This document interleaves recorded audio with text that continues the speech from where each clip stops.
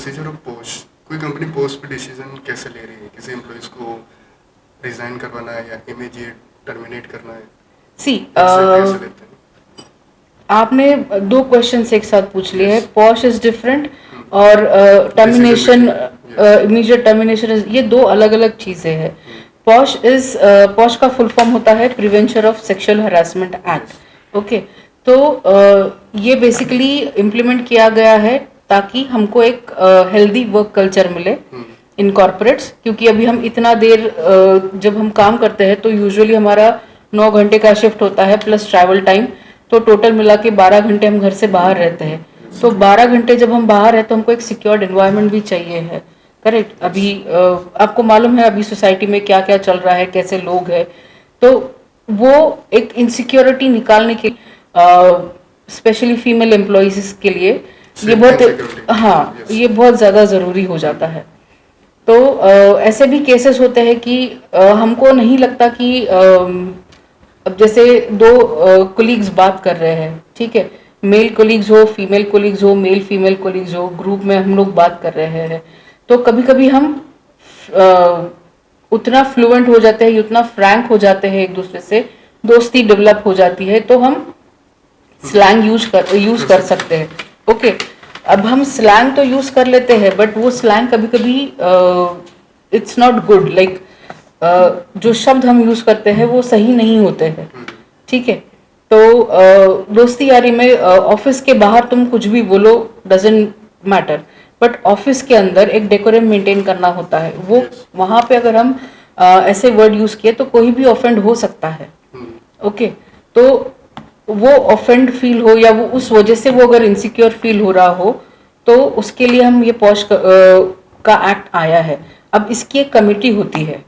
Okay, ये ऐसे बहुत सारे एम्प्लॉयज का क्वेश्चन होता है कि इसका डिसीजन कैसे लेते हैं. बहुत सारे लोगों का कहना है कि कोर्ट में जाके प्रॉपर वो होता है, जस्टिफिकेशन होता है, या फिर कंपनी में ही हो जाता है. ये कंपनी में ही होता है, कोर्ट तक नहीं जाता है.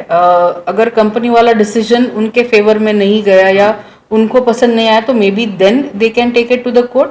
बट जहां तक मैंने देखा है ये कंपनी में ही सेटल हुआ है. मेरे सामने ही एक दो एग्जाम्पल ऐसे हुए हैं, जिसमें से एक एग्जाम्पल है कि एक बंदा था ऐसे ही, उनका बात करने का लहजा ही ऐसा था कि बहुत फ्री फ्रैंक होके बात करते थे. अभी इतने किसी एम्प्लॉय को बहुत सालों से जान रहे हैं, इसलिए उनका लहजा वैसा हो गया था, फ्रेंडशिप जैसा हो गया था. तो नई कोई बंदी आई थी, अब ये दोनों बात कर रहे हैं, अब नई बंदी वो आई, उनके साथ भी उन्होंने ऐसे ही हंसी मजाक कुछ किया जो उनको पसंद नहीं आया, ठीक है. तो वो फीमेल एम्प्लॉय ने पॉज रेज कर दिया. अब ये जो मेंबर थे ये भी काफी सीनियर थे. ओके, कंपनी में भी काफी उनको 5-6 साल के करीब हो चुके थे. तो ऐसा नहीं है कि बस फीमेल एम्प्लॉय ने बोला कि पॉज रेज कर दिया, इसने ऐसा बात किया तो कंपनी ने उनको हटा दिया. प्रॉपर एक कमिटी बैठती है. ओके, कभी लोकल कमिटी होती है, कभी पूरा जो भी कॉर्पोरेट है उनका बड़ा कमिटी भी होता है जो कॉर्पोरेट ऑफिस से आता है, मेन ऑफिस से आता है. तो कमिटी बैठती है, उनके विटनेसेस होते हैं, सबका राय लिया जा, सबकी बात सुनी जाती है. बट एट द एंड क्या होता है, रेजिग्नेशन और टर्मिनेशन? वही मतलब कब कोई भी कंपनी तुमको ब्लैकलिस्ट नहीं करेगी, तुमको टर्मिनेट अगर कर भी रही है वो कंपनी रिकॉर्ड्स में टर्मिनेशन रहेगा, लेकिन आपके पेपर्स में कभी वो टर्मिनेशन नहीं आएगा, वो रेजिग्नेशन दिखाएंगे. Because end of the day you also need to earn, you also need to live, you need salary, you need money. तो कोई भी कंपनी इतनी क्या कहेंगे हार्श नहीं होती है कि किसी को टर्मिनेट कर दे. टर्मिनेशन रहेगा बट वो उनके रिकॉर्ड में रहेगा. बट आपके जो पेपर्स आएंगे, आपको जो FNF का पेपर आता है या लास्ट जो पेपर उसमें आपको कभी भी टर्मिनेशन ये नहीं दिखाएंगे, आपका यही दिखाएंगे कि आपने नोटिस पीरियड सर्व करके आपने जॉब छोड़ा है करके. This is how it is. और जो आपने दूसरा क्वेश्चन पूछा था कि टर्मिनेशन किस बेसिस पे करते हैं या किसी एम्प्लॉय को वन डे में कैसे निकालते हैं, तो कैसा होता है कि बहुत सारे लोगों का एक बिहेवियरल इशू हो जाता है कि उनको सकता क्या फर्क पड़ता है, ये वाला एक जो एटीट्यूड है उसके वजह से कुछ जैसे हमने बात किया क्या रहे कुछ स्टैंडर्ड्स है जो हमको फॉलो करने पड़ते हैं. जैसे टाइम पे ऑफिस में आना है, या तुम्हारा ब्रेक टाइमिंग अगर दिया गया है कि इतना ब्रेक होना चाहिए उतना ही लेना है, या तुम्हारी छुट्टियां, तुमको साल में एक certain number of leaves allocate की जाती है, उतनी ही छुट्टियां लेनी है। उसके अलावा भी लोगों का ये हो जाता है कि यार आज बोर हो रहा है, आज मंडे है नहीं जाना है, या फ्राइडे है आउटिंग का प्लान है तो नहीं जाना है। बिना प्लान किए जो छुट्टी का ट्रेंड होता है, बहुत लोगों का होता है ऐसे, बहुत लोगों को देखा है कि ऐसा बोलेंगे कि यार तबीयत खराब है, शाम को ऑफिस का पार्टी, ऑफिस में आज पार्टी में आ जाएंगे। ऐसे बहुत लोग होते हैं। तो वो एक ट्रेंड निकाला जाता है, ऐसा नहीं कि आज देखा और कल निकाल दिया, या 2 महीने देखा, 3 महीने का ट्रेंड निकालते हैं, तुम्हारा बिहेवियर देखते हैं। अगर हमको दिख रहा है कि ये एम्प्लॉय में इन्वेस्ट करने में कोई मतलब नहीं है क्योंकि इसका यही ट्रेंड रहेगा, ठीक है, तो फिर हम वो डिसीजन लेते हैं।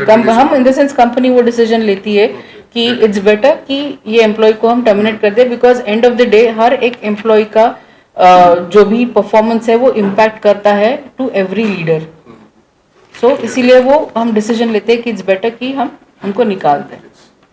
तो एज अ ऑप्स मैनेजर आप व्हाइल इंटरव्यू, सो आप उसमें क्या देखना चाहते हैं, ऐसा क्या सुनना चाहते हैं कि ये थोड़ा ट्रिकी हो जाए कि लगे कि हाँ इसको हम हायर कर सकते हैं? What is the exact point? See देखो, अभी कॉर्पोरेट कल्चर है तो language fluency is very important, क्योंकि इंटरनेशनल कॉल्स होते हैं तो कम्युनिकेशन बहुत मैटर करता है। जैसे आप प्रेजेंट करते हो अपने आप को, वो बहुत मैटर करता है, ठीक है। तो इंटरव्यू के टाइम पे जनरली वो स्टीरियोटिपिकल क्वेश्चन अगर आप पूछे ना तो आंसर्स आपको अच्छे ही मिलेंगे, क्योंकि उन्होंने रट रखे होते हैं। जो भी कैंडिडेट्स होते हैं वो आंसर्स रट के आते हैं, उनको बताया जाता है कि ये क्वेश्चन पूछा तो ये आंसर बताना है। तो कभी भी जो भी रिक्रूटर है या जो भी इंटरव्यू ले रहे हैं वो कभी भी स्टीरियोटिपिकल क्वेश्चंस नहीं पूछते हैं। कभी भी ऐसे क्वेश्चन पूछेंगे कि जहाँ पे आपका नॉलेज पता चले, आप कितने क्या कहेंगे, आपका कम्युनिकेशन कितना अच्छा है ये पता चलेगा। ग्रामेटिकली आप, मतलब communication in the sense grammatical construction of sentence भी मैटर करता है। और कॉन्फिडेंस लेवल आपका कैसा है, बात करते समय आप कितना कॉन्फिडेंटली बात कर रहे हो। ऐसा नहीं कि डर के बात कर रहे हो या अगला वाला क्या बोलेगा ये सोच के अगर आप डर डर के बात करोगे तो आप फिर क्लाइंट के साथ बात नहीं कर पाओगे। क्लाइंट फेसिंग अगर रोल है, मतलब क्लाइंट इन द सेंस अगर इंटरनेशनल कॉलिंग है तो जो आप कॉल आ रहा है आपको, उनके सामने तो आप कॉन्फिडेंट होना चाहिए ना, ताकि आप कम्युनिकेट कर पाए कि आपको क्या बताना है उनको। वो आपसे जो पूछ रहे वो उसका क्वेरी अगर आप सॉल्व नहीं कर पाओगे तो फिर मतलब नहीं बनता है कोई, करेक्ट। बट दोस्त यार में ऐसी बातें होती हैं कि पता लगा ये कमजोर था तो वो हायर हो गया, और उसको ज्यादा स्किल थी, कम्युनिकेशन उसकी अच्छी थी, तो लेकिन वो हायर नहीं हो पाया। नहीं, ऐसा होता नहीं है। देखो, सस्टेनेबिलिटी, तुम्हारा जॉब स्टेबिलिटी भी मैटर करता है। तुम कितना सस्टेन कर पाते हो, कौन सी कंपनी में तुम कितने दिन सस्टेन किए हो, कितना स्टेबिलिटी है वो भी मैटर करता है। सो कभी कभी ऐसा होता है कि हर बार कॉलिंग प्रोफाइल नहीं रहेगा। Okay, it's not like every time you have to face calls, कि या फिर जो भी जॉब प्रोफाइल है हर बार आपको कॉल ही करना है या इंशॉर्ट से ही बात करना है, या जो भी तुम्हारा प्रोफाइल है कस्टमर से ही बात करना है। कभी कभी कॉलिंग होता है लेकिन कम होता है, उसके लिए थोड़ा कम कम्युनिकेशन चल जाता है। बट अगर तुम्हारा स्टेबिलिटी ही इशू है, कोई कंपनी में तुम 6 महीना काम कर रहे हो छोड़ रहे हो, 1 साल काम कर रहे हो छोड़ रहे हो, तो वो भी मैटर करता है। Stability is also very important. जब इंटरव्यूज लेते हैं रिक्रूटर्स या कंपनी में, तो ये चीजें बहुत मायने रखती है कि तुम्हारा स्टेबिलिटी कितना है कंपनी में। रोलिंग स्टोन, हाँ, रोलिंग स्टोन बन के नहीं चलता है। Stability can make trust, of course. So now is a trend in the youth employees that package और इम्पोर्टेंट और प्रमोशन, कि पैकेज के पीछे चलना है, प्रमोशन से कोई मतलब नहीं, क्योंकि पॉलिटिक्स होती है। They go hand in hand, I would say. Okay, package, salary and promotion go hand in hand. It's किसी एक चीज पे हम डिपेंड नहीं रह सकते। It's not only salary based और it's not only promotion based, it's not that. You should jump or you should look for a change in a job to increase your salary, but salary increase तुम एक certain age तक होगा तुम्हारा, उसके बाद तुम्हारा package stagnant ही होना है। तो ये व्हाट आई वुड सजेस्ट कि सिर्फ सैलरी के पीछे मत भागो। अगर तुम कोई कंपनी में काम कर रहे हो तो 1 साल, 1 से 1.5 साल तो तुमको वो पूरा प्रोसेस सीखने में चला जाता है, ठीक है। वो सीखने के बाद वो टाइम पे अपने आप को डेवलप भी करो, अपने स्किल्स डेवलप करो, ताकि आप अपने अगले रोल के लिए अप्लाई कर सको। जैसे कंपनी में कोई प्रमोशन आता है, कोई ओपनिंग्स आता है प्रमोशन के लिए, नेक्स्ट लेवल के लिए, उसमें अप्लाई करो। नेक्स्ट लेवल पे जाके फिर जॉब स्विच करो, तो आपको दोनों भी चीजें मिलेगी। आपको प्रमोशन भी मिलेगा, आपका सैलरी भी हाइक होगा। क्योंकि अगर एक एजेंट लेवल पे आप अगर सैलरी जंप कर रहे हो, तो आज फॉर एग्जांपल अगर आपका सैलरी 20,000 है एजेंट लेवल पे, आपने जंप किया, 30% हाइक मिला, कितना होगा सैलरी? 30% 25,000 हो गया। उसके बाद जंप किया, लेकिन आपका पोजीशन तो वही रहा ना, आप आगे नहीं बढ़ रहे हो। ओके, डेजिग्नेशन आपका एजेंट ही है, तो डेजिग्नेशन भी तो आगे बढ़ना चाहिए ना, करेक्ट? क्योंकि एक सर्टेन एज के बाद आप एजेंट लेवल पे ही रहोगे, फिर उसके बाद आपका सैलरी पैकेज उतना ही रहेगा, वो नहीं बढ़ेगा। जो ईयरली अप्रेजल होता है उसमें जो बढ़ेगा वो बढ़ेगा, लेकिन उसके बाद अगर आप स्विच भी करते हो तब भी आप उतना सैलरी पैकेज डिफरेंस नहीं होगा। ओके, बट एक एजेंट माइंडसेट बना के लेके चलता है कि अगर एक प्रोसेस में 300 लोग काम करते हैं और प्रमोशन के लिए 2 से 3 पोजीशन के लिए वैकेंट आया हुआ है, सो उसमें सबको पता है कि इसमें 2 से 3 लोग जाने वाले हैं, बट जेडी राउंड होते हैं, बहुत सारे इंटरनल आईजीपीएस के लिए इंटरव्यूज होते हैं, सबको पता होता है पॉलिटिक्स में ये 2 लोग सेलेक्ट होने वाले हैं। इज इट ऐसा ही होता है? नहीं, नहीं होता है ऐसा। पॉलिटिक्स एज सच मैं नहीं कहूंगी वो पॉलिटिक्स होता है। It totally depends upon how you present yourself. देखो, कॉर्पोरेट में जॉब करना is like to be in a super mall. Okay, जैसे हम मॉल में जाते हैं, जो सामने दिखता है वो सब हम खरीदते हैं, स्टैक के पीछे जो है कुछ नहीं है, हमको मालूम भी नहीं है। हालांकि इक्विवेलेंट अच्छी चीज स्टैक के पीछे रखी होती है, बट हमको मालूम नहीं है। So basic culture in corporate जो दिखता है वो बिकता है, तो तुम अपने आप को प्रेजेंट कैसा करते हो, ठीक है, वो मैटर करता है। जो हम अप्लाई कर रहे हैं किसी चीज के लिए, कोई 300 लोगों के लिए तो एक साथ नहीं निकल सकता है प्रमोशन, बरोबर? कोई वैकेंसी नहीं निकल सकती है, जो भी आईजीपी यानी इंटरनल जॉब पोस्टिंग जो होती है, किसी 300 लोगों के लिए एक साथ नहीं निकल सकती, लिमिटेड ही होती है। तो वो अपॉर्चुनिटी ग्रैब करना तुम्हारा काम है। ओपन तो सबके लिए है वो, तो हम कैसे ग्रैब कर सकते हैं वो अपॉर्चुनिटी, उसके लिए ही जिस दिन से हम ज्वाइन होते हैं उस दिन से हम अगर प्रोसेस पे ध्यान देके, कैसा कैसा चलता है प्रोसेस, क्या काम हमको करना है, इसमें कैसा स्मार्ट वर्क कर सकते हैं, उसके ऊपर अगर हम ध्यान दें, ओके, अपना KRA मेंटेन रखें, जो तुम्हारा जो भी तुमको पैरामीटर्स बोलेंगे, जैसे हमने पहले डिस्कस किया, तुम्हारा लीव्स का है, तुम्हारा ब्रेक का है, या टाइम पे ऑफिस आने का है, अगर ये सब चीज तुम्हारा मेंटेन है और तुम्हारा काम का क्वालिटी भी मेंटेन है, तो ऑफ कोर्स तुम आगे ही जाओगे, ठीक है। तो ये सब चीजें हमको दिखानी भी पड़ती है कि हम ये कर रहे हैं। अब ये कैसे दिखेगा? जब तुम्हारा मंथली परफॉर्मेंस रिव्यू होता है या yearly performance, 6 monthly performance review होता है, उसमें ये सब चीजें देखी जाती है, उसके बेसिस पे ही आगे तुमको अपॉर्चुनिटी दी जाती है। अब आईजेपी की जैसे हम बात कर रहे हैं, उसमें इंटरव्यू भी होता है। तुम्हारा परफॉर्मेंस तो ऑन पेपर बहुत अच्छा है, बट इंटरव्यू के टाइम पे अगर तुम बात नहीं कर पाए, तुम अपने आप को बता नहीं पाए कि आपने क्या किया है, प्रूफ नहीं कर पाए, proof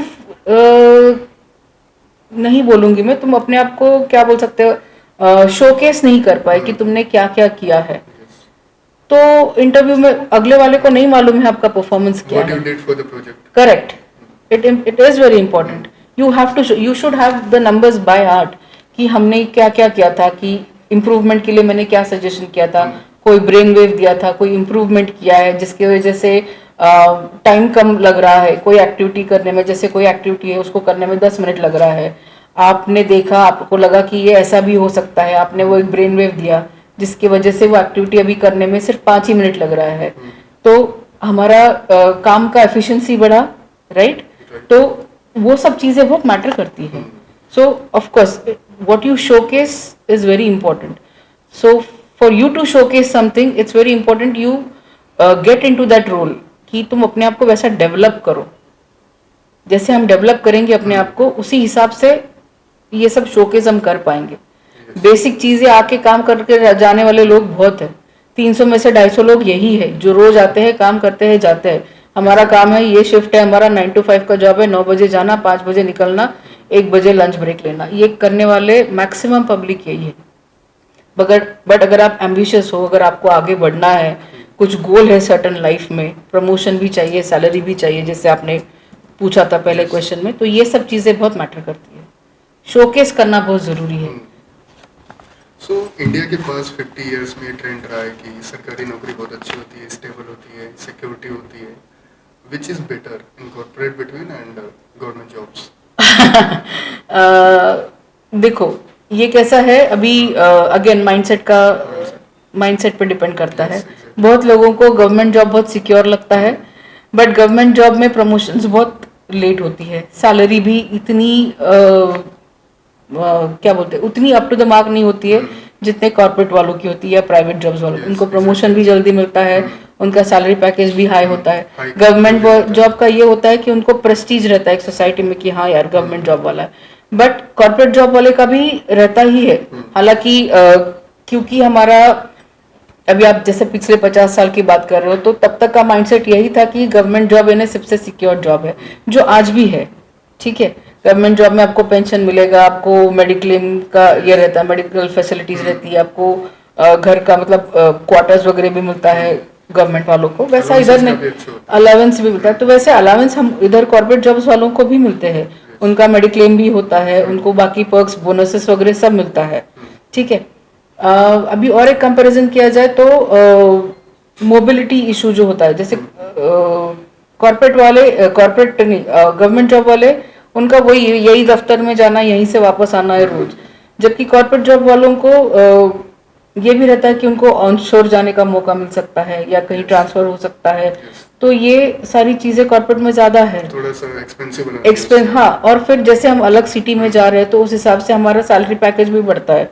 if you go toward south, your salary package increases, या फिर मतलब this is what I am just saying कि अगर कोई दूसरी सिटी में जाते हो, उसको उसके एचआरए के हिसाब से तुमको एचआरए मिलेगा, हाउस जो होता है अलाउंस, तो उस हिसाब से तुम्हारा सैलरी भी बढ़ता है। बट अगर we can say about that the government offices have not a perfect facility compared to the corporates because international process होते हैं तो उनमें थोड़ा luxurious बना के दिखाते हैं कि अच्छा ऑफिस है, बड़ा अभी तो office है। गवर्नमेंट ऑफिस भी अच्छे बन गए हैं, हालांकि कुछ कुछ आदतें Yes. गवर्नमेंट एम्प्लॉयज की कुछ कुछ आदतें हैं जिसकी वजह से ऑफिसेस खराब होते हैं। I would not like to comment on it, but then है, बट अभी गवर्नमेंट ऑफिस भी काफी अच्छे हो गए हैं। Yes.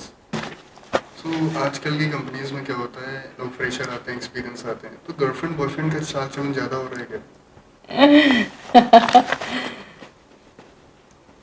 हाँ, क्योंकि ऐसे रिपोर्ट्स बड़ी आई हैं, क्राइम का 5% इंक्रीमेंट तो केवल कॉर्पोरेट जॉब से आता है, किसी लड़के ने किसी लड़के पे ठीक है अच्छी बात करी, फिर बाद में ब्लैकमेल के लिए पैसा निकलवा लिया, ऐसा सुनने में आता है, बहुत सारी रिपोर्ट आई। हाँ, होता है ऐसा, गर्लफ्रेंड बॉयफ्रेंड का कल्चर है अभी, Yes. एक्स्ट्रा मैरिटल का कल्चर है अभी कॉर्पोरेट्स में। क्यों? अगेन द रीजन बीइंग कि हम लोग बहुत ज़्यादा टाइम अपना ऑफिस में स्पेंड करते हैं, मैक्सिमम टाइम।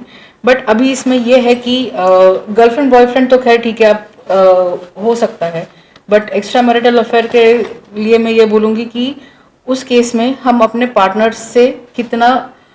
के साथ कितना टाइम स्पेंड करते हैं, उनसे कितना ओपन रिलेशन है हमारा, वो सब मैटर करता है। क्योंकि एक बार हम मतलब जैसे शादीशुदा कपल है, उनको एक दूसरे के लिए टाइम स्पेंड करना बहुत जरूरी है।